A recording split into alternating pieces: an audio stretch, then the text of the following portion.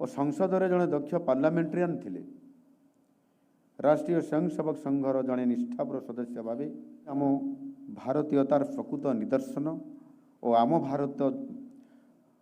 भारतीय जनता पार्टीर आदर्शर मध्य परिचायक सिंह जी मध्य भारतीय राजनीति रे जड़े सुदक्ष नेता।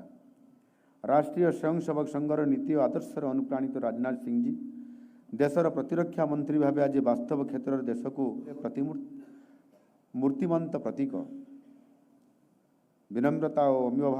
अमीय भाव थिला तांको व्यक्तित्वर ये सबुठारु सिंदूर माध्यम से प्रमाणित कर देइछंती तांकर दक्षता से थिला आम समस्तंकर पाई एक पुरंत प्राणर उत्स मनीष भाव मध्य से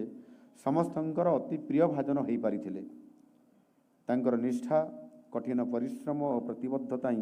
और तांकर प्रधानमंत्रित्व समय रे उभय राजनाथ सिंह जी एवं स्वर्गत डॉक्टर देवेंद्र प्रधान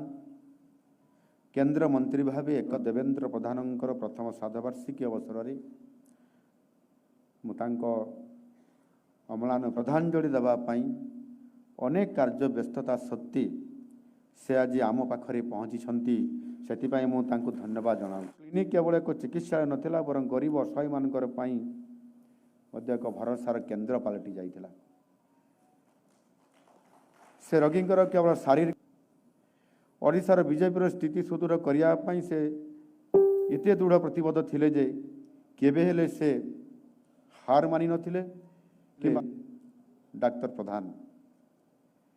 खरा वर्षा को खातिर नक गाँ गाँ बोली साधारण लोकों को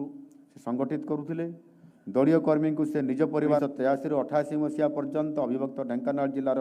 जिला सभापति भाव में से कार्य करते सांगठनिक दक्षता जगू से आज से विचारधारा तांकर जो विचार आज सतरे मध्य परिणत होती।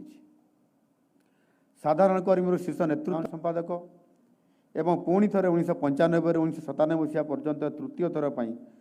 राज्य सभापति दल को से एक नूतन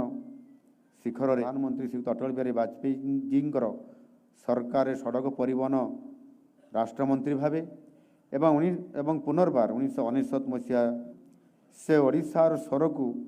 दिल्ली दरबार में शाणित करते। ओडिशार 1600 किलोमीटर राज्य राजपथ को जातीय राजपथर मान्यता प्रदान करने आज आम जिते बड़े एक समृद्ध ओडिशा गठन केभिके प्रतिष्ठा कर भूमिका को ओडिशावासी चिर श्रद्धाभाजन कर गठन दिगरे जितेबाला अग्रसर होचु सेतेबाला मूल्यबोध भित्तिक राजनीति